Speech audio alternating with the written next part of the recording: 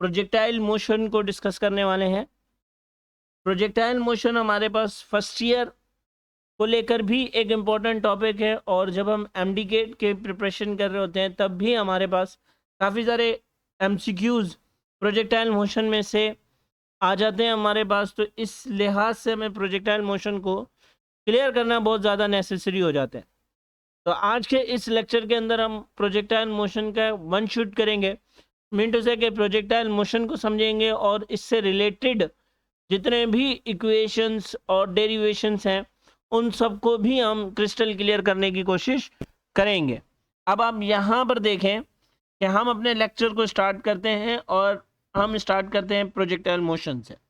आप देखें कि प्रोजेक्टाइल मोशन के लिए हम पहले मोशन इन वन डायमेंशन के दो मोशन ले लेते हैं और उन्हें सेपरेटली डिस्कस कर लेते हैं।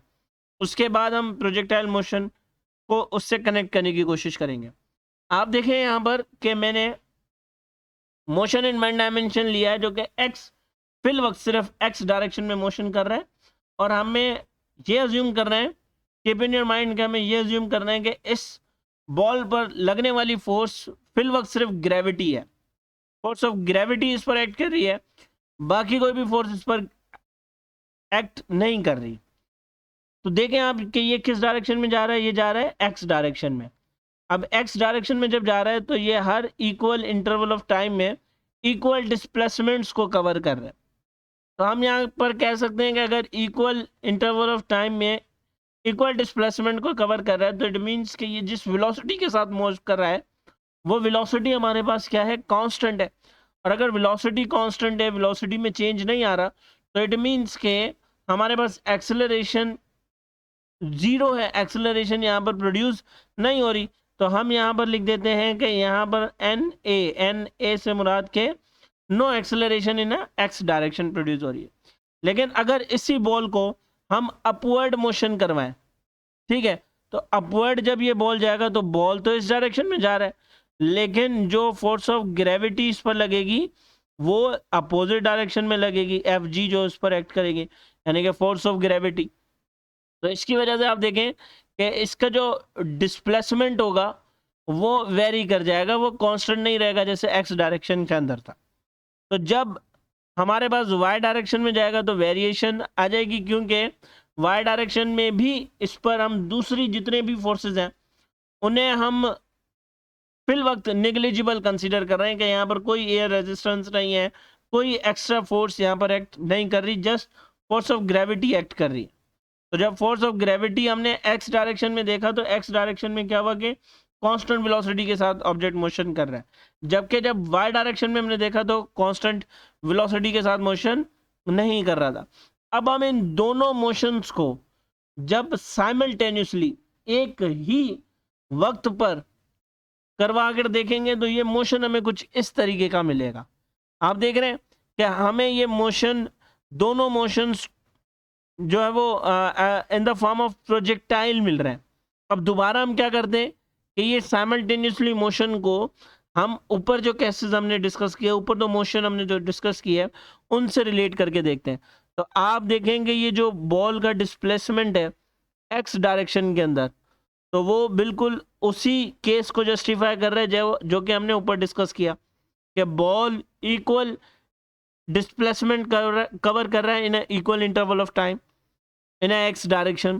तो हम कह सकते हैं कि एक्स के डायरेक्शन में जो वेलोसिटी है वो क्या है, हमारे पास कांस्टेंट है, जबकि वाई की डायरेक्शन में देखें तो वाई की डायरेक्शन में ये पहले ऊपर जा रहा है फिर नीचे आ रहा है, यानी कि पहले ऊपर गया अब ये नीचे आ रहा है, तो इट मीन्स के वेलोसिटी यहाँ पर क्या हो रही होगी, वेरी कर रही होगी। तो ये हमारे पास प्रोजेक्टाइल मोशन के हवाले से पहली बात जो हमने यहाँ पर लिखनी है वो ये है कि it is nothing, just it is a 2D motion. ये क्या है, ये एक 2 डायमेंशनल मोशन है। क्लियर? अब ये बात आपने अपने जहन में बिठा लेनी है कि प्रोजेक्टाइल मोशन एक 2 डायमेंशनल मोशन है, यानी कि जब भी आपके सामने प्रोजेक्टाइल मोशन का जिक्र हो तो आप एकदम से जो है वो अज्यूम करना क्या शुरू कर दें, एकदम से 2 डायमेंशनल मोशन को अज्यूम करना शुरू कर दें। अब देखें यहाँ पर, फिर यहाँ पर आप देखें मैंने इसी कंडीशन को यहाँ पर भी जस्टिफाई किया है जो कि यहाँ पर हमने डिस्कस किया। उसके बाद हमने प्रोजेक्टाइल मोशन की डेफिनेशन लिखी है। तो what is projectile motion? It is a 2D motion of a body only under the action of gravity. 2 dimensional motion जिस पर सिर्फ और सिर्फ क्या एक्ट कर रही है, जिस पर सिर्फ और सिर्फ ग्रेविटी की फोर्स एक्सर्ट कर रही है, आई मीन कि सिर्फ एक्ट वही फोर्स कर रही है।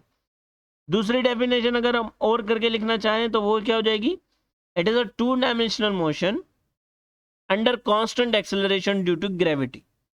ठीक हो गई बात? ये हमारे पास डेफिनेशन आ जाएगी। आपने ये डेफिनेशन जहन में बहुत अच्छे तरीके से बिठा लेनी है। अब देखें, motion of a body in X direction is independent from motion of a body in Y direction, but motion will occur in both direction simultaneously. आप देखें यहाँ पर कि हमने दोनों मोशंस को अलग अलग करके भी पढ़ा। तो ना y का डायरेक्शन x पर डिपेंड कर रहा है, ना x का मोशन y पर डिपेंड कर रहा है। ना y का मोशन x पर डिपेंड कर रहा है, ना x का मोशन y पर डिपेंड कर रहा है। लेकिन अगर हम प्रोजेक्टाइल मोशन की बात कर रहे हैं तो ये दोनों मोशंस एक ही वक्त पर हो रहे हैं, साइमल्टेनियसली हो रहे हैं। जब एक ही वक्त पर होंगे तो हम कहेंगे कि ये मोशन इन 2 डायमेंशन तो है, लेकिन x और y डायरेक्शन के जो मोशंस हैं वो दोनों एक दूसरे से क्या हैं? वो दोनों एक दूसरे से इंडिपेंडेंट है। ठीक, अब यहां पर एक बात और याद रखनी है कि जब x और y डायरेक्शन में मोशन होगा तो जाहिर सी बात है कि एक एंगल भी यहाँ पर फॉर्मेट, एक एंगल भी यहाँ पर क्रिएट होगा। आप देखें ना, यहाँ पर ये एक एंगल बना है जिससे क्या नाम दे रहे हैं हम? थीटा का नाम दे रहे हैं। तो वो जो थीटा होगा वो 0 से बढ़कर होगा और 90 से छोटा होगा। अब 0 से बढ़कर क्यों? अगर हम 0 लेते हैं तो वो x डायरेक्शन में मोशन करना शुरू कर देगा, और अगर हम y लेते हैं तो वो सिर्फ y डायरेक्शन में मोशन करना शुरू कर देगा। आप देखेंगे y यहाँ पर कौन सी एंगल होती है? अगर हम एंगल लिखना चाहें तो यहाँ पर हमारे पास जो एंगल होती है वो 90 की होती है। ठीक है ना? तो हमें जो मोशन लेना है वो मोशन इनसे 90 से छोटा और 0 से बड़ा लेना है। तो ये बात हम आपने जो है वो रिमेंबर के तौर पर याद रखनी है, रिमेंबर ही रखनी है, यूँ समझ लें। अब देखें यहाँ पर कि ये यहाँ पर अगर मिसाल के तौर पर यहाँ पर ये बॉल को अगर किक कर रहा है तो किक करने से आप देखें कि इसकी जो वेलोसिटी होगी वो वेलोसिटी किस डायरेक्शन में होगी? वो वेलोसिटी इस डायरेक्शन में होगी। लेकिन बॉल एक्स डायरेक्शन में भी मोशन कर रहा है और बॉल वाई डायरेक्शन में भी मोशन कर रहा है। तो इट मीन्स के इसकी जो वेलोसिटीज़ हैं उन वेलोसिटीज़ के 2 कंपोनेंट्स हैं और दोनों ही हमारे पास अफेक्टिव कंपोनेंट है। तो हमने ये जो 2 वेलोसिटीज़ के कंपोनेंट है उसको एक को v नॉट वाई करके लिख दिया है, दूसरे को v नॉट एक्स करके लिख दिया है। बिकॉज अगर आपको याद हो कि हमने जब फर्स्ट ईयर का सेकंड चैप्टर हम डिस्कस करते हैं तो वहाँ पर रेजोल्यूशन ऑफ वेक्टर्स को पढ़ते हैं, और रेजोल्यूशन ऑफ वेक्टर्स में हम एक वेक्टर के 2 कंपोनेंट्स करते हैं। मान लें कि अगर यहाँ पर हमारे पास ये एक वेक्टर है तो इस वेक्टर के 2 कंपोनेंट्स आ जाते हैं। ठीक है, एक कंपोनेंट इसका, अगर ये वेक्टर a है तो एक कंपोनेंट इसका ए एक्स हो जाता है और दूसरा कंपोनेंट इसका ए वाई हो जाता है। तो जो y का कंपोनेंट है उससे हमने यहाँ पर v नॉट वाई करके लिख दिया। ठीक है, और जो x का कंपोनेंट है उससे हमने यहाँ पर v नॉट एक्स करके लिख दिया है। अब यहाँ पर हमने जो बात डिस्कस करनी है वो ये है कि ये याद रखना है हमें। ठीक है, ये जो अभी आपको स्क्रीन पर शो हो रहा है ना, कि आप देखें यहाँ पर मैं आपको आराम आराम से ये सारे क्लियर करवा देता हूँ कि जिस पॉइंट से हिट किया गया बॉल को उस पॉइंट को हम O के साथ रिप्रेजेंट करते हैं और उससे हम कहते हैं प्रोजेक्शन पॉइंट। ठीक है, और जो एंगल होता है उससे हम कहते हैं प्रोजेक्शन एंगल। और जो ये हाईएस्ट हाइट है, देखें ना बॉल इस हाइट तक गया, उसके बाद फिर इसने नीचे जाना शुरू कर दिया। तो ये जो हाईएस्ट या यूँ कह लें कि हाई पॉइंट है प्रोजेक्टाइल मोशन का, उसे हम कहते हैं सुमिट पॉइंट। और जहां पर ये दोबारा के गिरता है, दोबारा हिट आके करता है ग्राउंड को, तो उसे हम कहते हैं इम्पैक्ट पॉइंट। ठीक है, जाहिर सी बात है अगर हम यहाँ से कोई फायर करेंगे तो वो जिस पॉइंट पर गिरेगा वहां पर जाकर इम्पैक्ट दिखाएगा अपना। तो ये हमारे पास आगे हम इनको डिस्कस भी करेंगे। अब चूंकि देखेंगे हमने पढ़ा कि कोई ग्रेविटी की फोर्स नहीं है, तो इट मीन्स के इस पर फोर्स लगने वाली कौन सी फोर्स है? सिर्फ और सिर्फ ग्रेविटी की फोर्स है प्रोजेक्टाइल मोशन पर। तो आप देखें अगर इंडिविजुअल भी पढ़ते हैं, इंडिविजुअल भी अगर ये वाई डायरेक्शन में मोशन कर रहा है तो फोर्स किस डायरेक्शन में? अपोजिट डायरेक्शन में। और अगर हम 2D में भी इसको डिस्कस करते हैं तो 2D में भी हमारे पास ये मोशन आ गया। अब इसमें भी जो ग्रेविटी की फोर्स है वो थ्रू आउट द मोशन, पूरे मोशन में, प्रोजेक्टाइल के मोशन में कहाँ एक्ट करेगी? डाउनवर्ड एक्ट करेगी। तो हमने यहाँ पर फोर्स इन ग्रेविटी को नेगेटिव ले लिया, और हमें पता है कि फोर्स और एक्सेलरेशन एक दूसरे के डायरेक्टली प्रोपोर्शनल है। तो अगर हम फोर्स ऑफ ग्रेविटी नेगेटिव ले रहे हैं तो एक्सेलरेशन ड्यू टू ग्रेविटी भी क्या हो जाएगी? नेगेटिव हो जाएगी।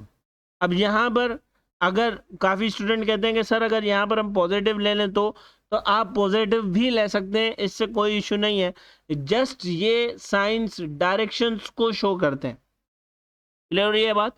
ये साइंस किसकी शो करते हैं? ये साइंस डायरेक्शंस को शो करते हैं। हमें एक्सिस जो है वो डिफाइन कर देने होते हैं। अब चूंकि ऊपर वाई की डायरेक्शन पॉजिटिव और नीचे नेगेटिव होती है, इस वजह से मैंने डाउनवर्ड एक्ट करने को नेगेटिव ले लिया। इसके बाद हमने पढ़ा कि एक्स डायरेक्शन में कोई फोर्स नहीं होगी तो चेंज इन वेलोसिटी भी नहीं होगा। तो वेलोसिटी क्या रहेगी? कांस्टेंट रहेगी। यानी कि एक्स डायरेक्शन में एक्सेलरेशन प्रोड्यूस नहीं होगा।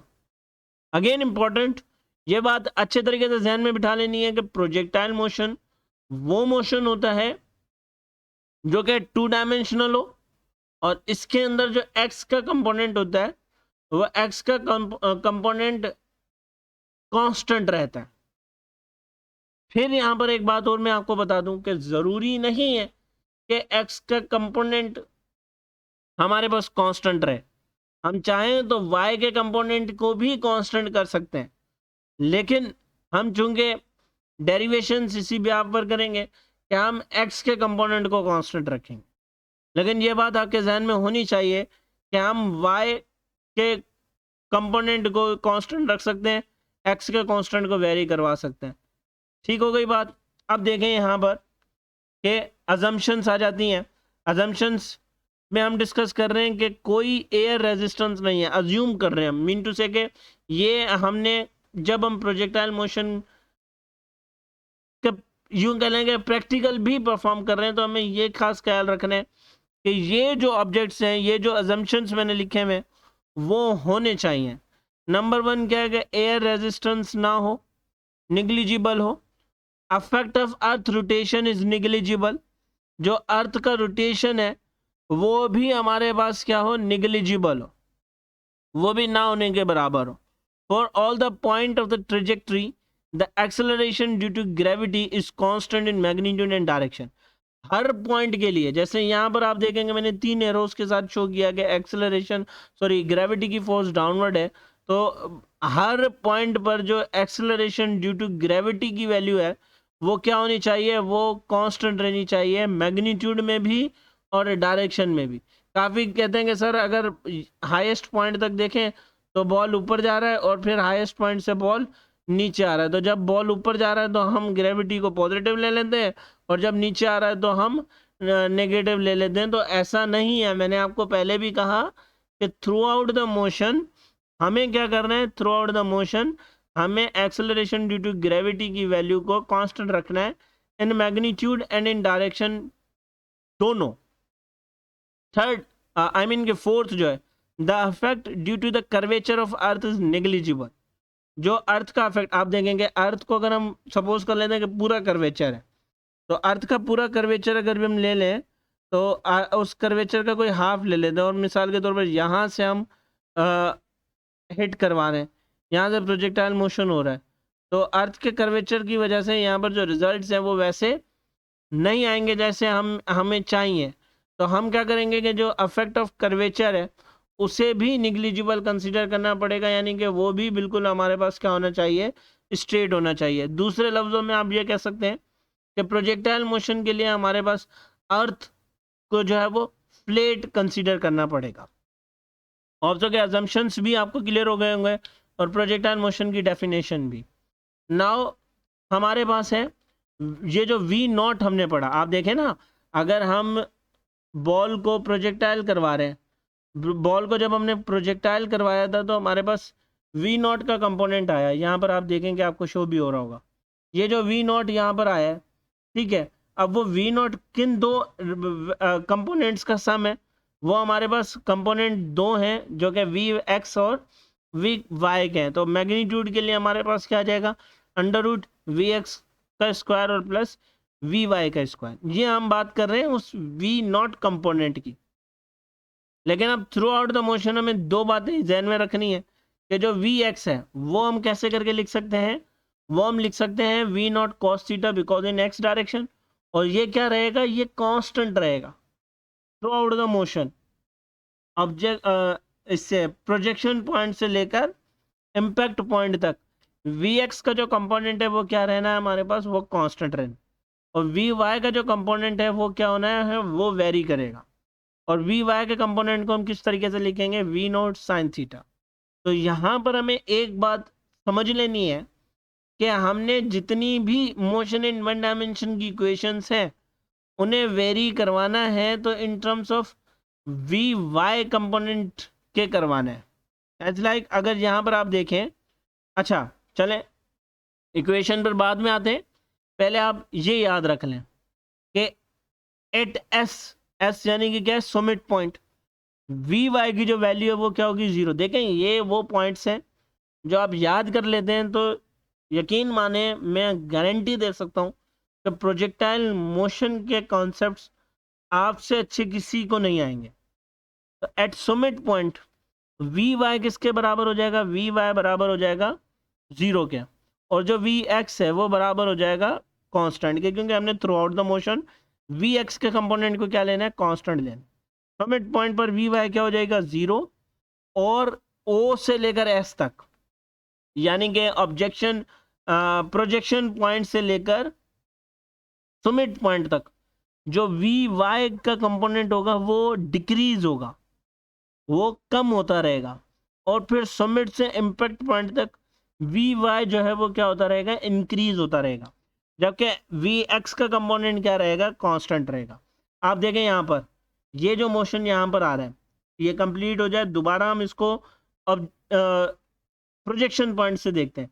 प्रोजेक्शन पॉइंट से देखें कि वी का जो एरो है वो वी वाई का जो एरो है वो कम होता जा रहा है, और समिट पॉइंट पर आकर ये जो वी वाई का एरो है वो ख़त्म हो जाएगा, फिर उसके बाद वी वाई का जो एरो है वो बढ़ता ही जाएगा। आप देखेंगे ये एरो जो है वो इंक्रीज होता जा रहा है, ठीक है, जो कि इस बात को जस्टिफाई कर रहा है कि समिट पॉइंट तक वी वाई जो है वो डिक्रीज होता रहेगा, समिट पॉइंट पर वी वाई का कंपोनेंट जीरो हो जाएगा, और फिर इम्पैक्ट पॉइंट तक वी वाई का जो कंपोनेंट है वो इंक्रीज होता रहेगा।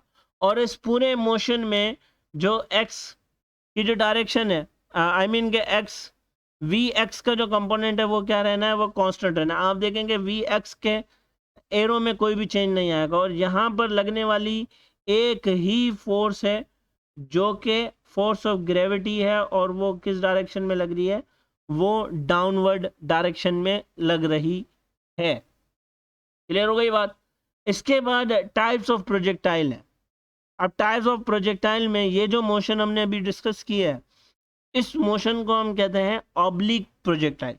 अब ऑब्लिक प्रोजेक्टाइल हम क्यों कह रहे हैं, क्योंकि इसमें एंगल की इन्वॉल्वमेंट है। जिस प्रोजेक्टाइल मोशन में एंगल की इन्वॉल्वमेंट हो तो उसे हम कहते हैं ऑब्लिक प्रोजेक्टाइल। सेकंड, हम एक हाइट पर मौजूद हैं और उस हाइट से जो है वो हिट कर रहे हैं। अगर मिसाल के तौर पर हम यूँ समझें कि आप छत पर बैठे हुए और गली में खेलने वाले बच्चों की बॉल आपकी छत पर आ गई है, तो जब आप उस बॉल को छत से नीचे गली में फेंक रहे हैं, क्लियर, तो वहां पर हमारे पास क्या होगा कि आप उसे एक्स डायरेक्शन में फेंक रहे हैं, लेकिन वो जिंदगी भर तो एक्स डायरेक्शन में नहीं जाएगा, क्योंकि ग्रेविटी की फोर्स उस पर एक्ट कर रही है। तो वो इस तरीके से, जैसे आप यहाँ पर हॉरिजॉन्टल प्रोजेक्टाइल को देख रहे हैं, ऐसे होता हुआ जाएगा उस बच्चे के हाथ में जो कि नीचे आपसे बॉल मांग रहा है खड़ा होकर। तो ये जो एग्जाम्पल हमने डिस्कस की वो हमारे पास है हॉरिजॉन्टल प्रोजेक्टाइल की। अमूमन हम इन दो को ही डिस्कस करते हैं अपने कोर्स के अंदर, लेकिन थर्ड जो है वो हमारे पास है इंक्लाइंड प्रोजेक्टाइल, जो कि एक सर्टेन एंगल पर से फिर ऑब्जेक्ट को प्रोजेक्टाइल किया जाए। यानी कि पहले ही हम एक इंक्लाइंड पर खड़े हुए और फिर उस इंक्लाइंड पर प्रोजेक्टाइल मोशन करवा रहे हैं। तो जो प्रोजेक्टाइल मोशन होगा उसका एंगल तो अलग होगा, लेकिन जिस इंक्लाइंड पर खड़े हुए उसका भी तो कोई ना कोई एंगल होगा। तो हम कहेंगे कि projectile on an inclined plane. तो ये तीन टाइप्स आपने याद रखने हैं कि प्रोजेक्टाइल मोशन के कितने टाइप्स हैं। प्रोजेक्टाइल मोशन के हमारे पास तीन टाइप्स हैं, एक ऑब्लिक प्रोजेक्टाइल, दूसरा हॉरिजॉन्टल प्रोजेक्टाइल, तीसरा projectile on an inclined plane. अब इसके बाद मैं यहाँ पर दोबारा से फिर वही प्रोजेक्टाइल मोशन की, ऑब्लिक प्रोजेक्टाइल मोशन की एग्जाम्पल भी ले आया हूँ। देखेंगे जिस तरीके से ये बेस्ट बॉल को हिट किया गया और वो फिर बॉल एक सर्टेन एंगल पर जाते हुए ग्राउंड पर हिट कर रही है, इम्पैक्ट कर रही है। इसी तरीके से अगर आप सोचें कि ये देखें हमारे पास एक एरोप्लेन है, अगर तो हम इसे ग्राउंड से ऑब्जर्व कर रहे हैं तो हम क्या ऑब्जर्व कर रहे हैं, हम दो मोशन तो ऑब्जर्व कर रहे हैं। एक तो एक्स डायरेक्शन में, अब एक्स डायरेक्शन में यहाँ पर क्यों कौन मोशन कर रहा है, एरोप्लेन, ठीक है। और दूसरे डायरेक्शन में हम क्या देख रहे हैं, हम दूसरा इस ब्लॉक का भी मोशन देख रहे हैं। तो हमें ये लग रहा है कि जब हम ग्राउंड पर खड़े हुए तो हमें क्या लग रहा है कि यहाँ पर 2D मोशन हो रहा है, ठीक है। Object simultaneously X and Y direction में भी मोशन कर रहा है, लेकिन जब पायलट ऑब्जर्व कर रहा है तो पायलट के लिहाज से क्या हो रहा है, पायलट के लिहाज से सिर्फ 1D मोशन हो रहा है, क्योंकि ये अपने मोशन को यहाँ पर कंसीडर नहीं कर रहा। तो पायलट के व्यू से हमें क्या लगेगा, अगर हम एज एन पायलट देखेंगे तो हमें 1D मोशन लगेगा, और अगर हम ग्राउंड से ऑब्जर्वर बन के इसे देख रहे हैं तो हम इसे 2D मोशन कंसीडर करेंगे। तो यहाँ पर हम कह सकते हैं कि हर वन डायमेंशनल जो मोशन है वो वन डायमेंशनल मोशन एक्चुअल में 2D मोशन ही होता है। एज लाइक अगर एक और एग्जाम्पल यहाँ पर हम लें, हम मान लेते हैं कि मिसाल के तौर पर यहाँ पर हमारे पास एक कार हमारे पास मौजूद है और इस कार में पर्सन जो है वो बॉल को ऊपर फेंक रहा है। तो अगर हम पूछेंगे बॉल कहाँ जाएगी तो आप तो कहेंगे कि सर अगर बॉल ऊपर फेंक रहा है तो बॉल दोबारा इसी डिस्टेंस पर आ जाएगा और कार तब तक यहाँ पहुँच चुकी होगी। लेकिन अगर मैंने आपको शुरू में कहा कि 2D मोशन देखें तो बॉल दोबारा इसी के हाथ में गिरना है, क्योंकि अब हमने बॉल के साथ साथ कार की मोशन को भी कंसीडर किया हुआ है। तो हमें क्या लगेगा कि जो पर्सन है उसने बॉल को अपवर्ड नहीं बल्कि इस डायरेक्शन में थ्रो किया। क्लियर, जो कि ये एक बेहतरीन एग्जांपल है जो कि मैंने आपके सामने रखी है, और होप सो कि आपको ये बात अच्छे तरीके से क्लियर हो चुकी होगी। अब हम आ जाते हैं, देखें हमारे पास फर्स्ट इक्वेशन ऑफ मोशन को मैंने किस तरीके से चेंज किया। हमारे पास फर्स्ट इक्वेशन ऑफ मोशन है VF is equal to VI plus AT, ठीक है। तो यहाँ पर अब हमारे पास जो VF है वो किस में कन्वर्ट हो जाएगा, क्योंकि हमने पढ़ा कि x के डायरेक्शन में जितने भी कंपोनेंट्स होंगे वो कांस्टेंट रहेंगे, Vx का जो कंपोनेंट होगा वो कांस्टेंट रहेगा। तो हमें इन टर्म्स ऑफ Vy के ही देखना है। तो आप देखेंगे जो VF होगा वो सिर्फ और सिर्फ हम कन्वर्ट करेंगे Vy में। इनिशियल जो वेलोसिटी होगी Vi उसे हम कन्वर्ट करेंगे V0y में, और प्लस सेम रखेंगे। एक्सेलरेशन की जगह पर हम एक्सेलरेशन ड्यू टू ग्रेविटी लेकिन नेगेटिव में रखेंगे, तो प्लस माइनस माइनस में कन्वर्ट हो जाएगा और मल्टीप्लाई करेगा वो t के साथ। तो जो इक्वेशन बनेगी वो क्या बनेगी, Vy is equal to V0y minus GT। V0y को मैं V0 साइन थीटा करके भी लिख सकता हूँ, तो इसलिए Vy is equal to V0 sine theta minus GT हो जाएगा। अब इसके व्याप पर हमें time to reach a maximum height, time to reach that particular point, ये जो मैक्सिमम हाइट है यहाँ तक पहुँचने का जो टाइम है वो हमें कैलकुलेट करना है। तो आप देखें यहाँ पर सबसे पहले कि वी वाई का जो कंपोनेंट है वो यहाँ पर आके क्या हो रहा है, वो यहाँ पर आकर 0 हो रहा है, और यहाँ पर जो वेलोसिटी है उसका सिर्फ x कंपोनेंट है इस मैक्सिमम हाइट पर। तो वी वाई हमारे पास क्या है, 0। ठीक, तो यहाँ पर हमने डेटा बना लिया है कि वी वाई यहाँ पर 0 होगा। तो मैं यहाँ पर लिख सकता हूँ कि वी वाई का कंपोनेंट 0 होगा, जो वी आई है वो वी नॉट वाई के बराबर होगी, और वो हमारे पास वी नॉट साइन थीटा के बराबर हो जाएगी। एक्सेलरेशन हमारे पास minus acceleration due to gravity के बराबर हो जाएगी, और टाइम जो है वो कैपिटल टी से हम इसे रिप्रेजेंट करेंगे। तो अब ये हो जाएगा V F is equal to V I plus A T, जिसे हम कन्वर्ट करके किस तरीके से लिख सकते हैं, V Y is equal to V not Y minus G T करके। वी वाई की जगह पर हम 0 सब्सटीट्यूट कर देंगे, V not Y same minus G T हो जाएगा। अब देखेंगे ये जो प्लस का वी नॉट वाई है इज इक्वल टू इस तरफ होकर नेगेटिव का हो जाएगा, तो ये माइनस वी नॉट वाई हो जाएगा, और is equal to minus G T हो जाएगा। तो माइनस से minus cancel, T is equal to V not Y upon में जी आ जाएगा। क्लियर, जिसे अगर हम चाहें तो T is equal to V not Y किसके बराबर, V not Y V not sine theta के बराबर, तो V not sine theta upon G करके भी लिख सकते हैं।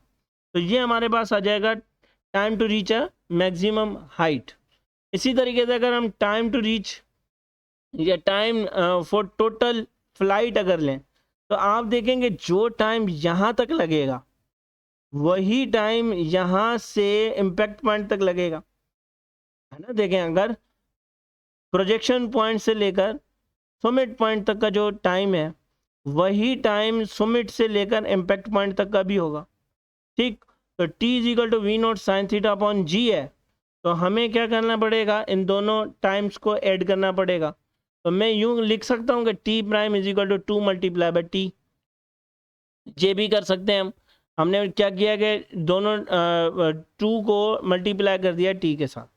ये जो टी है, टी प्राइम शो करेगा टोटल टाइम ऑफ फ्लाइट को, जबकि सिर्फ टी जो है वो time to reach a maximum height. अब याद रखिएगा हमारे पास 2 टाइम्स हैं, एक टाइम मैक्सिमम हाइट तक पहुंचने का, दूसरा टाइम प्रोजेक्शन पॉइंट से इम्पैक्ट पॉइंट का, यानी कि टोटल फ्लाइट का, टेक ऑफ से लेकर लैंड ऑफ तक का टाइम है, कंप्लीट एक टाइम है। तो टी हमारे पास time to reach a maximum height है, तो वो V not Y upon G है। तो जो टोटल टाइम ऑफ फ्लाइट होगा वो हमारे पास 2t है, तो 2t की जगह पर हमने ये V not Y upon G substitute कर दिया, तो ये हो जाएगा 2 V not Y upon G. अब वी नॉट वाई हमारे पास क्या है, वी नॉट साइन थीटा, तो T prime is equal to what, 2 V not sine theta upon G आ जाएगा। ये टोटल टाइम ऑफ फ्लाइट आ जाएगा। लेकिन यहाँ पर एक बात याद रखिएगा कि अगर आपके पास पेपर में आ जाता है कि टोटल टाइम ऑफ फ्लाइट की इक्वेशन ड्राइव करें, तो आप उसे सेकंड इक्वेशन ऑफ मोशन से ड्राइव करेंगे। यहाँ पर भी कीजिएगा और मुझे कमेंट सेक्शन में बताइएगा कि आपने इजीली ड्राइव कर लिया कि नहीं। आंसर यही आएगा, T prime is equal to 2 V not sine theta upon G. तो आप देखेंगे हमारे पास 2 इक्वेशंस हो गई, एक थी total time to reach a maximum height, अब हमने डिस्कस किया time total time of flight. Now अब हमारे पास है maximum height of projectile. Maximum height of projectile मालूम करनी है, वही सुमिट पॉइंट। तो जो वर्टिकल डिस्टेंस है प्रोजेक्टाइल मोशन का जिसमें वर्टिकल वेलोसिटी बिकम 0, उस पॉइंट को हम क्या कहते हैं, मैक्सिमम हाइट कहते हैं। एज लाइक हमें पता है कि अगर हमारे पास यहाँ पर कहीं पर हम प्रोजेक्टाइल मोशन करवा रहे हैं, तो ये वो पॉइंट है जहाँ पर वर्टिकल वेलोसिटी 0 हो जाती है, तो हमें इस हाइट की इक्वेशन निकालनी है। अब हाइट की इक्वेशन किस तरीके से, यहाँ पर ग्राफ भी हम ले आए कि यहाँ पर देखेंगे ये जो हाइट हमारे पास मौजूद है ये वाली, इसकी इक्वेशन क्या मिलेगी हमें वो फाइंड आउट करना है। तो आप देखें कि वी वाई हमारे पास 0 होगा, यहाँ पर वी वाई का कंपोनेंट यहाँ पर 0 होगा, ठीक है ना। तो अब हमने इक्वेशन ड्राइव करनी है। अब ये जो वी आई है उसे हमें किस में कन्वर्ट करना है, वी नॉट वाई में, वी एफ जो है वो वी वाई में, और जो एक्सेलरेशन है वो minus acceleration due to gravity में, और जो एस है उसे हमने एच में कन्वर्ट करना है। अब हमने यहाँ पर थर्ड इक्वेशन ऑफ मोशन को यूज़ करना है इन 1 डायमेंशन में, और फिर इसे कन्वर्ट करना है 2 डायमेंशन के अंदर। तो जो first equation third equation in 1 dimension है वो क्या है, 2as is equal to vf square minus vi square. जब 2 डायमेंशन में कन्वर्ट करेंगे तो यहाँ पर 2 same, acceleration due to gravity की जगह एक्सेलरेशन की जगह पर एक्सेलरेशन ड्यू टू ग्रेविटी आ जाएगा, लेकिन नेगेटिव का, s की जगह पर h आ जाएगा, vf की जगह पर vy का स्क्वायर आ जाएगा माइनस सेम, vi की जगह पर v नॉट y का स्क्वायर आ जाएगा। अब ये क्या हो जाएगा, -2gh हो जाएगा, vy 0 के बराबर तो 0 आ जाएगा और माइनस वी नॉट वाई हो जाएगा, माइनस माइनस से कैंसिल हो जाएगा और ये जो 2g यहाँ पर मल्टीप्लाई कर रहे हैं इज इक्वल टू के उस तरफ जाकर डिवाइड करेंगे तो h क्या आ जाएगा, h is equal to V not Y square upon 2g। अब वी नॉट वाई हमारे पास किसके बराबर है, वी नॉट वाई हमारे पास बराबर है वी नॉट साइन थीटा के, लेकिन यहाँ पर वी नॉट वाई का स्क्वायर है तो ये हो जाएगा V not square sine square theta upon 2g। अब जो हमें यहाँ से इस इक्वेशन से जो बेसिक कॉन्सेप्ट्स मिल रहे हैं वो ये मिल रहे हैं कि h जो है वो डायरेक्टली प्रोपोर्शनल है इनिशियल वेलोसिटी के स्क्वायर के। इनिशियल वेलोसिटी का स्क्वायर अगर हम कर लें तो इतना ऑब्जेक्ट जो है वो हाइट पर जाएगा। फिर h जो है वो डायरेक्टली प्रोपोर्शनल है एंगल पर। आप देखेंगे हमारे पास डिफरेंट एंगल्स पर डिफरेंट हाइट्स मिलती हैं, तो हाइट डायरेक्टली प्रोपोर्शनल किससे है, हाइट डायरेक्टली प्रोपोर्शनल है थीटा से। हाइट इनवर्सली प्रोपोर्शनल किससे, एक्सेलरेशन ड्यू टू ग्रेविटी से। आपने ये तीनों कॉन्सेप्ट्स याद रखने जो कि हमें इस इक्वेशन से मिले। इसके बाद फिर हमारे पास है रेंज ऑफ प्रोजेक्टाइल। अब रेंज ऑफ प्रोजेक्टाइल क्या है, ये एक हॉरिजेंटल डिस्टेंस है जो कि प्रोजेक्टाइल बॉडी मतलब कि कवर कर रही है प्रोजेक्शन पॉइंट से लेकर इम्पैक्ट पॉइंट तक का जो डिस्टेंस है उसे हम रेंज ऑफ प्रोजेक्टाइल कहते हैं।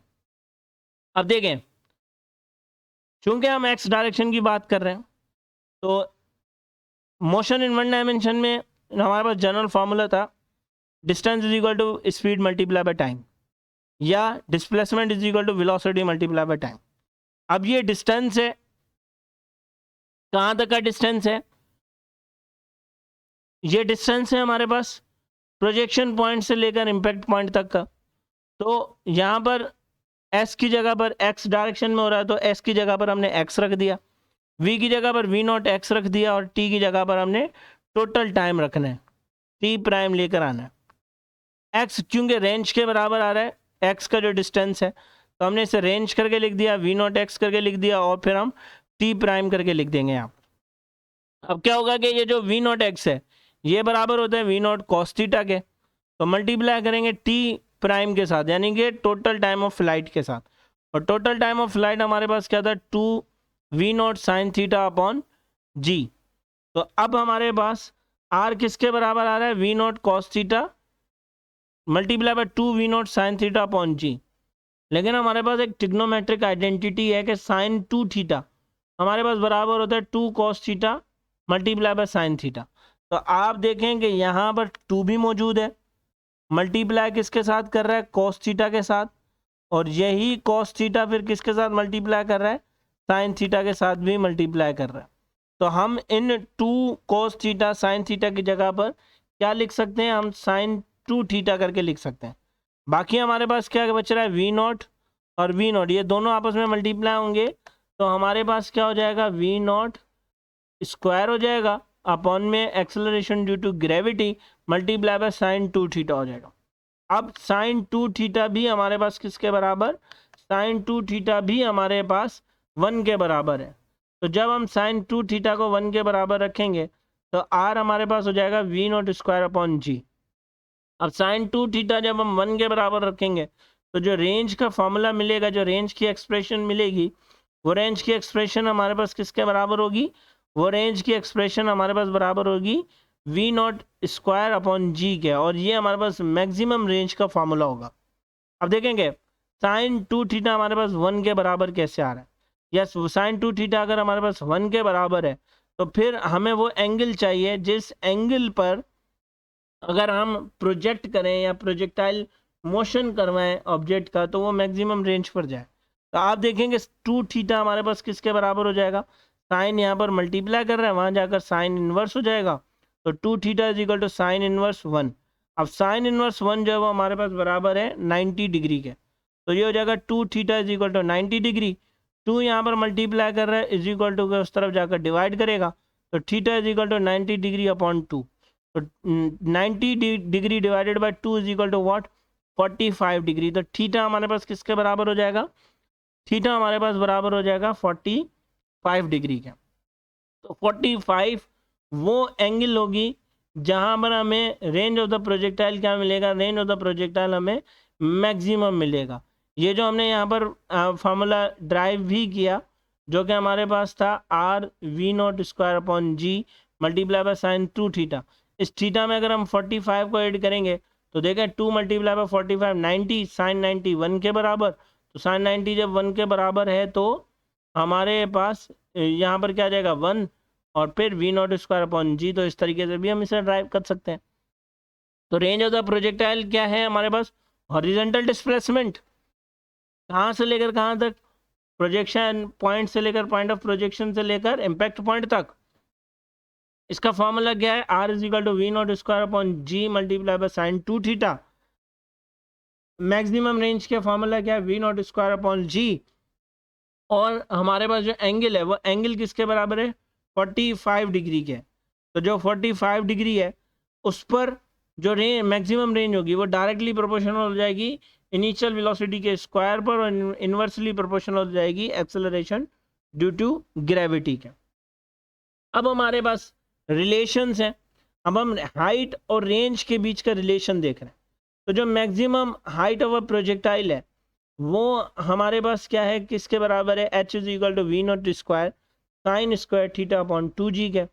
तो फॉर मैक्सिमम रेंज थीटा किसके बराबर, थीटा 45 डिग्री के बराबर। तो अब हम क्या करेंगे कि H same is equal to V not square sine square same theta की जगह पर 45 रख देंगे, अपॉन में 2g कर देंगे। अब साइन 45 हमारे पास किसके बराबर, साइन 45 हमारे पास बराबर होता है 1 अपॉन अंडर रूट 2 के। तो यहाँ पर साइन के ऊपर स्क्वायर है तो साइन 45 यानी कि 1 अपॉन अंडर रूट 2 के ऊपर भी स्क्वायर आ जाएगा, अपॉन में 2g हो जाएगा। अब स्क्वायर से अंडर रूट कैंसिल हो जाएगा तो हमारे पास क्या बचेगा, V not square multiply by 1 upon 2 divided by 2g। ठीक, अब जब इसे हम 2g जो नीचे डिवाइड में मल्टीप्लाई में लेकर आएंगे तो ये क्या हो जाएगा हमारे पास, ये हमारे पास आ जाएगा V not square multiply by 1 upon 2 multiply by 1 upon 2g। 2 से जब मल्टीप्लाई होगा तो 4g हो जाएगा। तो h is equal to V not square upon में 4g। ठीक हो गया। अब देखेंगे ये जो V not square upon G ये अभी हमने पढ़ा कि ये मैक्सिमम रेंज के बराबर होता है। ठीक, तो हम यहाँ पर लिख देंगे कि height is equal to h is equal to maximum range, ठीक है, अपॉन में 4। अब ये 4 अपॉन में होगा इज इक्वल टू के इस तरफ जाकर मल्टीप्लाई करेगा तो maximum range is equal to 4h। अगर ये जो मैक्सिमम रेंज हमें जो मिलेगी यानी कि 45 के एंगल पर जब हम ऑब्जेक्ट को प्रोजेक्टाइल करवाएंगे, ऑब्जेक्ट प्रोजेक्शन करेगा, प्रोजेक्टाइल मोशन करेगा, तो जो डिस्टेंस वो कवर करेगा उसे हम वर्टिकल यानी कि वर्टिकल एक्सिस पर लेकर जाएंगे तो वो 4h के बराबर होगा। क्लियर, यानी कि जो मैक्सिमम रेंज के कंपैरिजन में हाइट होगी वो 4 टाइम्स होगी। अब रेशो ले लेते हैं कि h अपॉन आर का जो रेशो है वो क्या है कि V not square sine square theta upon 2g divide किससे करेंगे हम, रेंज के फॉर्मूले से जो कि क्या है V not square sine 2 theta upon G. अब देखेंगे हम इसे यूं भी लिख सकते हैं कि V not square sine 2 theta upon 2g divided by, फिर ये रेंज आ गई V not square sine 2 theta upon G. Range का डिवाइड को जब मल्टीप्लाई में चेंज करेंगे तो ये डिनोमिनेटर न्यूमेरिकल हो जाएगा और डिनोमिनेटर न्यूमरेटर हो जाएगा और न्यूमरेटर डिनोमिनेटर हो जाएगा। तो हमारे पास ये क्या हो जाएगा, G upon V not square sine 2 theta. अब देखेंगे वी नॉट स्क्वायर से वी नॉट स्क्वायर कैंसिल हो जाएगा और जी से जी कैंसिल हो जाएगा हमारे पास। ठीक है, बचेगा क्या हमारे पास, साइन स्क्वायर थीटा है, तो साइन यहाँ पर भी हमारे पास नहीं, यहाँ पर हमें एक और काम करेंगे, वो ये क्या आप देखेंगे जी से जी कैंसिल हो गया, ठीक है। और ये जो हमारे पास है साइन 2 थीटा, अब इन्हें हम सॉल्व करेंगे ट्रिग्नोमेट्रिक आइडेंटिटीज़ के हेल्प से। जब हम ट्रिग्नोमेट्रिक आइडेंटिटीज़ के हेल्प से इसे सॉल्व करेंगे तो हमारे पास क्या आ जाएगा, हमारे पास आ जाएगा sign theta upon cos theta multiply by 4। अब साइन थीटा और कॉस थीटा हमारे पास बराबर होता है टेंजेंट थीटा के, तो 1/4 मल्टीप्लाई बाय टेंजेंट थीटा आ जाएगा। अब h upon R is equal to tangent theta upon 4 करके लिख देंगे हम, और फिर इससे हमारे पास हाइट और रेंज का फॉर्मूला निकलेगा। हाइट और रेंज का फॉर्मूला क्या निकलेगा, height is equal to R tangent theta upon 4, और आर का जो फॉर्मूला अगर हम लेंगे इस एक्सप्रेशन में से तो वो क्या हो जाएगा 4h अपॉन टेंजेंट थीटा। ठीक हो गई बात यहाँ पर। अब देखें यहाँ पर कि हमारे पास यहाँ पर देखें कि आर जब हम एच के बराबर कर दें तो थीटा किसके बराबर होगी, यानी कि हाइट और रेंज आपस में इक्वल हो, तो थीटा क्या होना चाहिए, कौन सा ऐसा एंगल है जिस पर रेंज और हाइट दोनों इक्वल हो जाएंगे। तो आप देखेंगे टेंजेंट थीटा अगर हम ले लेते हैं तो ये 4 यहाँ पर डिवाइड करें इज इक्वल टू किस तरह जाकर मल्टीप्लाई करेगा, तो tangent theta is equal to 4h upon R हो जाएगा। फिर theta is equal to tangent inverse 4h upon R की जगह पर हमने h रख दिया, h से कैंसिल हो जाएगा, टेंजेंट इनवर्स 4 हमारे पास किसके बराबर 76 डिग्री के बराबर हो जाएगा, तो theta is equal to 76 degree आ जाएगा। जल्दी मैं इस वजह से कर रहा हूँ क्योंकि हमारे पास वीडियो बहुत ज़्यादा लंबी हो रही है, तो फिर भी इन केस अगर आपको कोई ऐसी बात जो समझ में ना आ रही हो तो वो मुझसे पूछिएगा। अब आ जाते हैं हम ट्रेजेक्ट्री ऑफ द प्रोजेक्टाइल पर, कि जब जो ये जो पाथ फॉलो करता है प्रोजेक्टाइल, चाहे ऐसे फॉलो करे चाहे किसी हाइट से फॉलो करे, ठीक है, ये जो पाथ फॉलो कर रहा है इन सब पाथ को जो है वो हम ट्रेजेक्ट्री कहते हैं। और याद रखिएगा कि ये हमेशा पैराबोलिक इन शेप होते हैं। हमने पढ़ा है कि सर्किल होता है, पैरेललोग्राम होता है, रेक्टेंगुलर होता है। इसी तरीके से जो प्रोजेक्टाइल मोशन का जो शेप होगा वो हमेशा पैराबोलिक होगा, जो मैथमेटिकल एक्सप्रेशन भी इसका आ गया। ट्रेजेक्ट्री ऑफ द प्रोजेक्टाइल जो है वो हमेशा एंगल ऑफ प्रोजेक्शन पर डिपेंड करती है, ये बात भी आप याद रखिएगा। कि ट्रेजेक्ट्री ऑफ द प्रोजेक्टाइल जो है वो हमारे पास हमेशा किसके बराबर, वो हमेशा प्रोजेक्शन के बराबर होता है, एंगल ऑफ प्रोजेक्शन के बराबर होती है, यानी कि उस पर डिपेंड करती है। लास्ट बात ये कि सम ऑफ टू एंगल्स हमारे पास जब 90 के बराबर आ जाएगा तो हम उसे उन दोनों एंगल्स पर जो रेंज आ गई, जो हाइट आ गई हमारे पास वो सेम आएगी, ठीक है। जैसे 30 और 60 रेंज पढ़ रहे हैं ना हम 30 और 60 के एंगल पर, इसी तरीके से फिर 120 और 30 का एंगल, 120 में से 30 माइनस करेंगे तो 90 के बराबर आ जाएगा। तो ये बात भी आपने जो है वो याद रखनी है। ये हमारे पास प्रोजेक्टाइल मोशन ऑलमोस्ट कंप्लीट हो चुका है। हम कल से इनके MCQs स्टार्ट करेंगे। यहाँ तक कोई क्वेश्चन वगैरह हो तो आप मुझसे कमेंट सेक्शन में